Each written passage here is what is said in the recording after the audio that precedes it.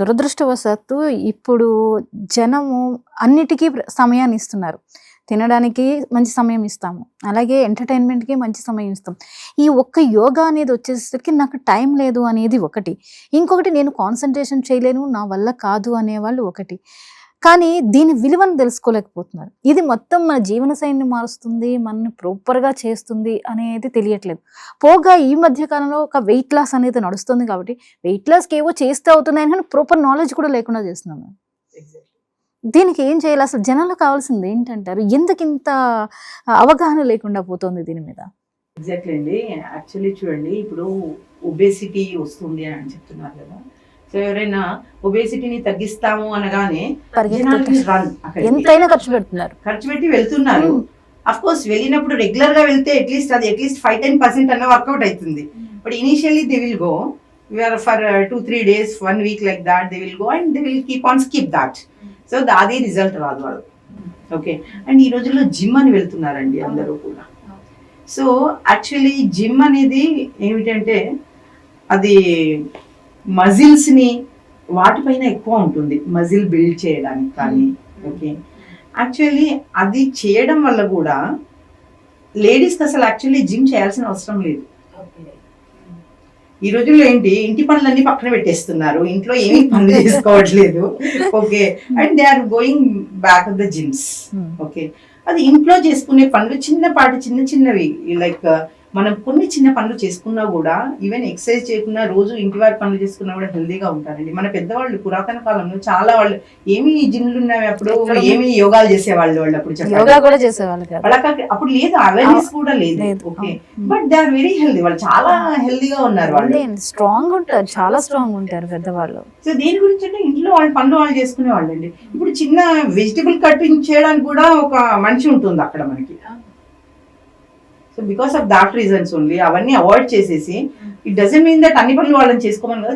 చిన్న what ever the possible things if they do, they can avoid such kind of the things. Because చూడండి, medicines వేసుకోవడం అనేది పక్కన పెట్టి, ఇప్పుడు కొందరికి యోగా చేయడానికి టైం ఉండకపోవచ్చు అండి. ఇప్పుడు యోగా చేయాలి పొద్దున్న లేచి అంటే వాళ్ళ ఇప్పుడు వర్కింగ్ అవర్స్ ఎలా స్టార్ట్ అయ్యండి, షిఫ్ట్స్ వైజ్ స్టార్ట్ అయ్యాయి, మార్నింగ్ 6 o'clock to 12 o'clock అని అలా. సో వాళ్ళు అకార్డింగ్ టు వాళ్ళ టైం బట్టి, ఇఫ్ మీకు చేయాలని కంపల్సరీ మైండ్ లో ఇంటెన్షన్ ఉంటే definitely you can spend some time and you will do. లేని వాళ్ళకి మనం ఎంత చెప్పినా ఏమి చేయలేము లేండి.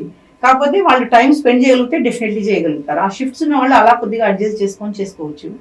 సో ఈ వర్క్ కూడా చిన్న ఇంట్లో కూడా మనం పనులు చేసుకొని, ఇప్పుడు చూడండి, యాక్టివిటీ అనేది ఉంటేనే బాడీ యాక్టివ్ గా ఉంటుంది. Without movement there won't be any active. బాడీలో మూవ్మెంట్ ఉండాలి.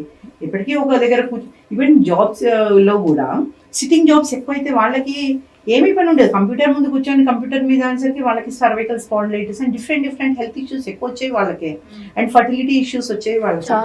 ఎందుకంటే మూవ్మెంట్ ఉండదు, బాడీలో మూవ్మెంట్ ఉండదు. ఎప్పుడైతే బాడీలో మూవ్మెంట్ ఉండదో బ్లడ్ సర్క్యులేషన్ సరిగా ఉండదు. ఎప్పుడైతే బ్లడ్ సర్క్యులేషన్ సరిగా ఉండదో డిఫరెంట్ పార్ట్స్ కి డిఫరెంట్ హెల్త్ ఇష్యూస్ వస్తుంటాయి. ఈవెన్ అందుకోసమనే ఈవెన్ ఐటీ ప్రొఫెషనల్స్ కూడా చాలా మంది వస్తూ ఉంటారండి. వాళ్ళకు కూడా నేను చెప్పేది ఏంటంటే, of course you don't have time to moving అటు ఇటు ఊరికే సిస్టమ్ ఉంది. అప్పుడు కూడా జస్ట్ ఒక 5 minutes ఒకసారి జస్ట్ ఇటు చూడండి, కాస్త కాళ్ళు చేతులు ఆడించండి, జస్ట్ వాష్రూమ్ వరకు వెళ్ళండి, just otherwise glass of water కోసం వెళ్ళండి. వాటర్ని కూడా వాళ్ళ ప్యూన్స్ ద్వారా కదలకుండా కూర్చుంటుంటే nobody can help in that. Movement is must. ఇందాక ఫర్టిలిటీ సమస్యలు పెరుగుతున్నాయండి, ఇది ఎక్కడ స్టార్ట్ అవుతుందండి ఈ ప్రాబ్లం? ఫర్టిలిటీ చాలా సమస్యలు ఉన్నాయి. అసలు వాళ్ళు చాలా ఖర్చు పెట్టాల్సి వస్తుంది. ఒక బిడ్డని కనాలి అంటే లక్షల ఖర్చు పెడితే ఒక బిడ్డకి జన్మ ఇవ్వలేకపోతున్నారు. అది మేల్ ఆర్ ఫిమేల్, అక్కడ వేరియస్ రీజన్స్. అసలు ప్రాబ్లం ఎక్కడ స్టార్ట్ అవుతుంది? చూడండి, one thing is late marriages. Okay, so ఇప్పుడు ఈ రోజుల్లో మ్యారేజెస్ 30 దాటింది ఎవరు చేసుకోవట్లేదు, సెటిల్ అవ్వాలని చెప్పి చేసుకోవట్లేదు. ఆ తర్వాత సెటిల్ అయినా కూడా there may be like many family issues. Okay, wife and husband మధ్య కోరిలేషన్ లేక సరిగా వాటి disturbances, family disturbances. So those might be, and like stress. When there will be more stress, అక్కడ అసలు మనకి స్పర్మ్స్ సరిగా రిలీజ్ అవ్వవు, ఎగ్స్ సరిగా ఉండవు. స్ట్రెస్ వల్ల PCOS, polycystic ovarian syndrome, polycystic ovarian diseases. Okay, so ఏంటి, immature eggs releasing and forming cysts. So there won't be regularized menses undadu. So menses regularized undakapothe where is the question of then conceiving?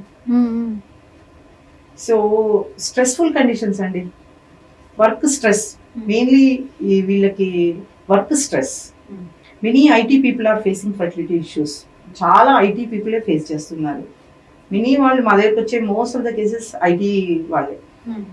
వాళ్ళకేంటి, వాళ్ళు timings irregular office hours and more stress అండి. Many thing is main issue is the stress only.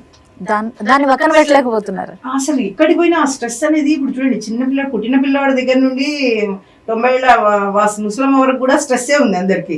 వాళ్ళకి సంబంధించిన stress, వీళ్ళకి సంబంధించిన stress.